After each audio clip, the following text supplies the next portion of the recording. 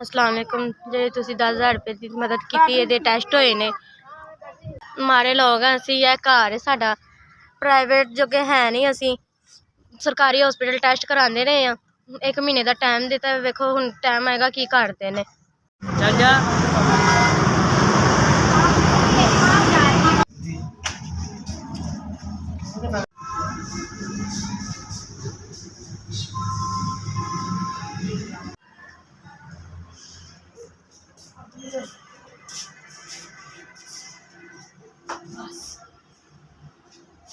अस्सलाम वालेकुम जी, बड़ी मेहरबानी। तुम काउंटर ते पैसे जमा कराते ने 30,000 रुपया।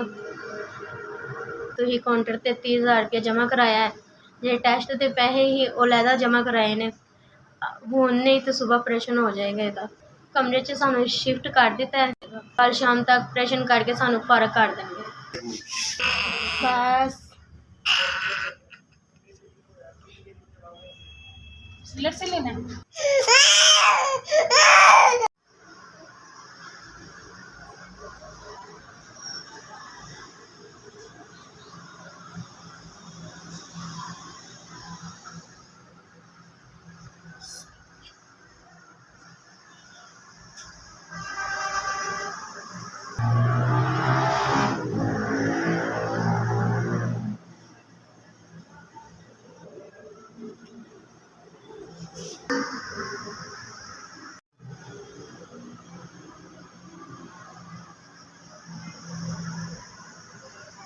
अस्सलाम वालेकुम। तुहाडी बहुत मेहरबानी, बहुत शुक्रिया। तुसीं साडी पहले भी मदद की सी। 10,000 रुपया सानू दिता सी बच्चे दे ऑपरेशन वास्ते।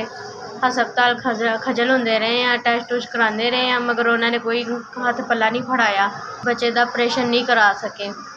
अल्लाह तुहाडा भला करे। तुसीं साडा एहसास कीता, घरों सानू लैके आए हो हस्पताल। बच्चे मेरे नूं दाखिल कराया, 35,000 रुपया दिता है साडे बच्चे दा।